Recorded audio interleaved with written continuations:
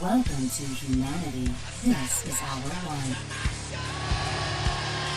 Whatever it takes, we got to say whatever it takes is what it took. This is Brock Lesnar, and you're listening to Fight Net Radio. Yo, hi, this is Sugar Ray Leonard, and you listen to Fight Net Radio. Ladies and gentlemen, it's time to listen to Fight Net Radio. Lee Harvey Oswald, what's your name? I know how am I supposed to know you? This is Frank Shamrock. You're listening to Fight Net Radio. Hi, this is Nia, the Knockout St. John. You're listening to Fight Net Radio, and there's no way I would ever touch Lee.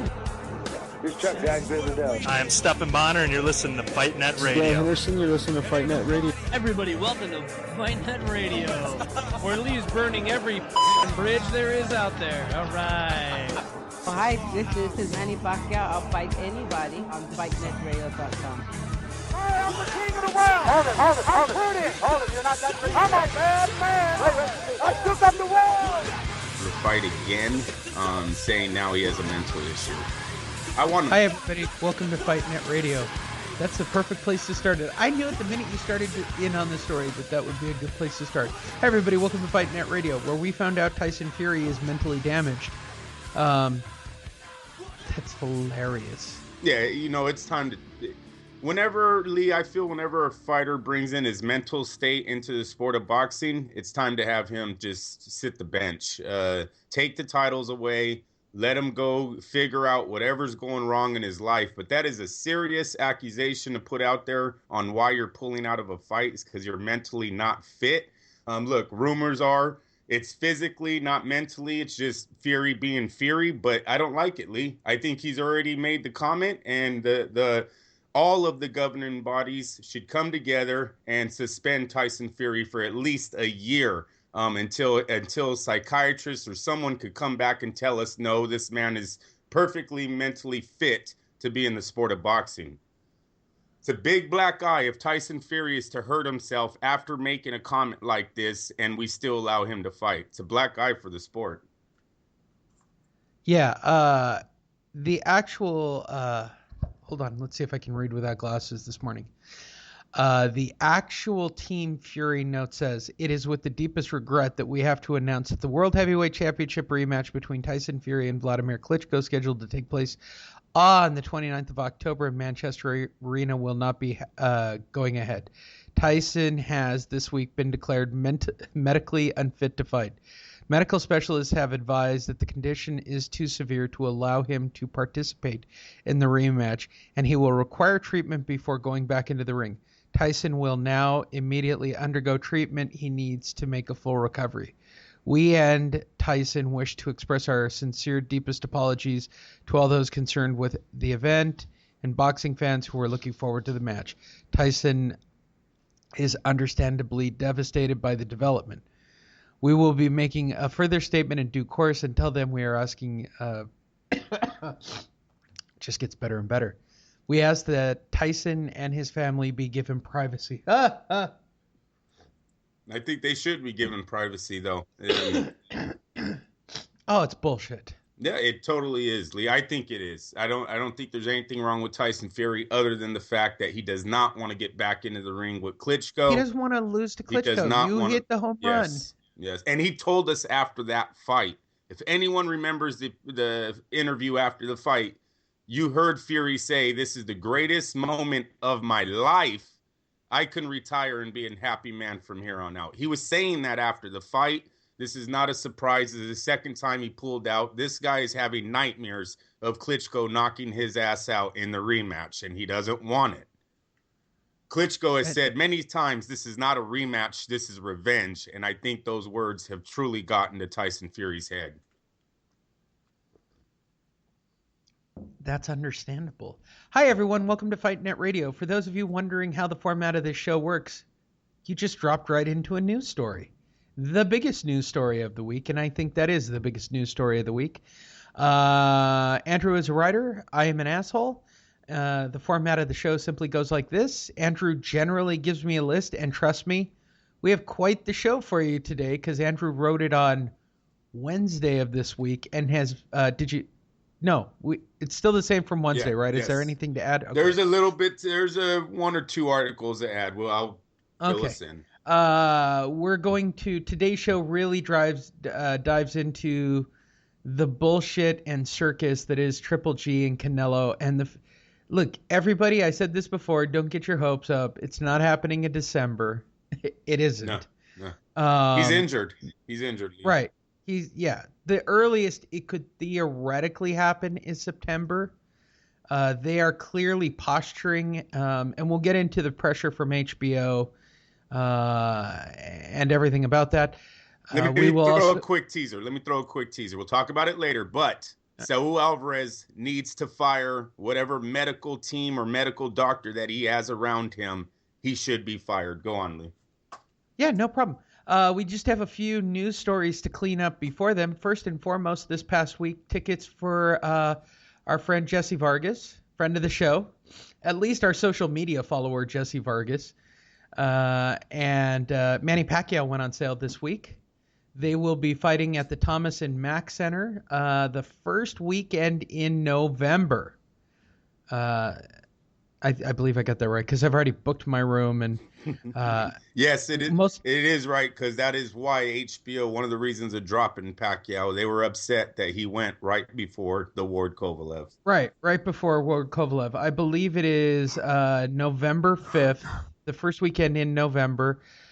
Prices aren't real bad if you want to go right now. This is a great. First of all, let me say, if you want to see, this is like seeing Tiger Woods.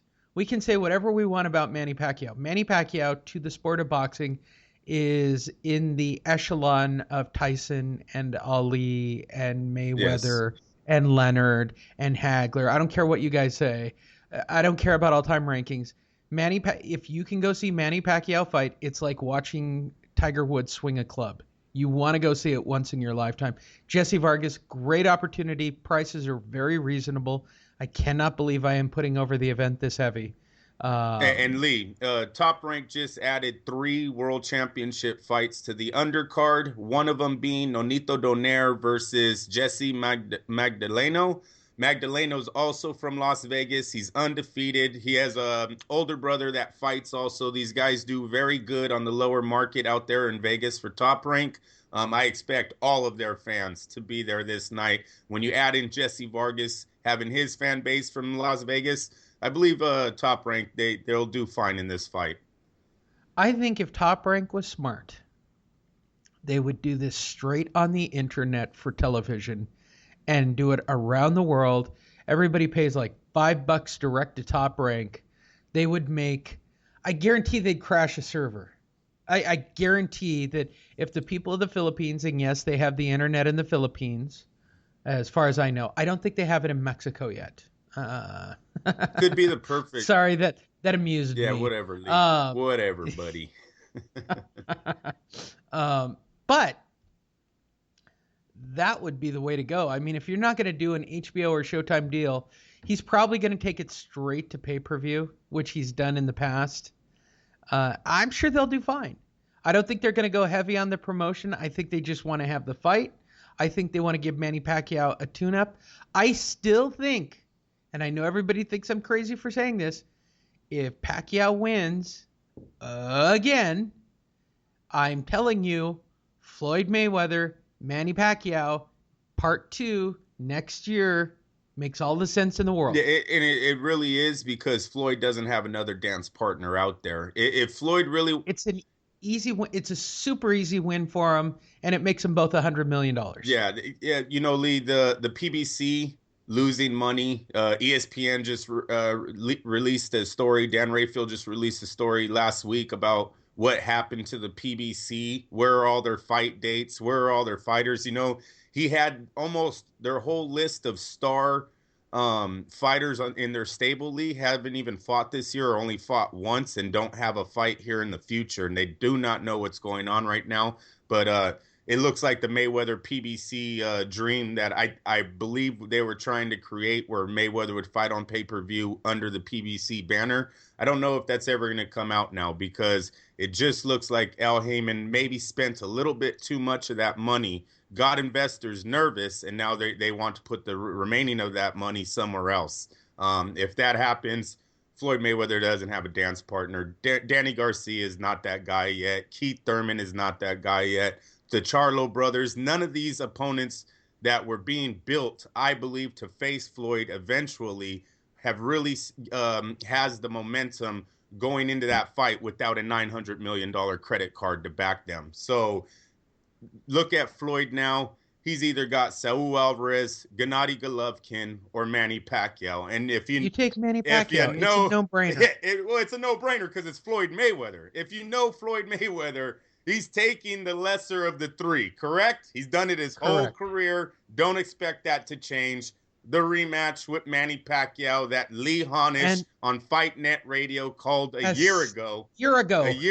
Looks like it's coming, folks. So last night, let's do that story first. Late surge propels Jorge Linares, who actually hurt his hand in the fight during the comeback. Newly crowned WBA lightweight champion Jorge Linares needed to win the last 3 rounds on all the judges' scorecards. If you look at them, the judging was pretty close to correct for a change, to dethrone Anthony Crolla on Saturday night in Manchester, England. At the end of the 9-round, judges John Keane, Fernando Barbosa had Corolla ahead, 87-85. Wow. Judge Guillermo Pineda had it 87-84 for Linares because he was clearly bought by Linares' camp.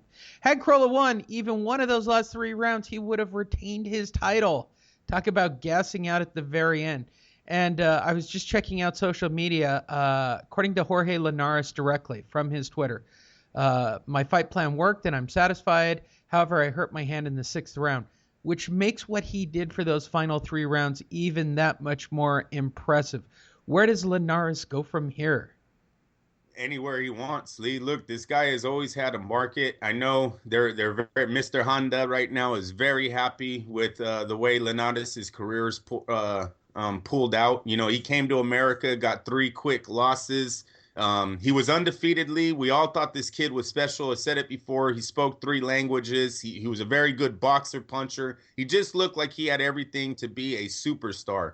And he came here and he did not have a good run. It looked like he was going to just be a prospect that fizzles out. And now he's the ring champ, the WBC, and I believe the WBA world lightweight champ. So Linares, he just sits and waits for who's going to call him. Once again, some of those guys are tied into the PBC. I don't know how Linares would go about facing like an undefeated Barthélemy.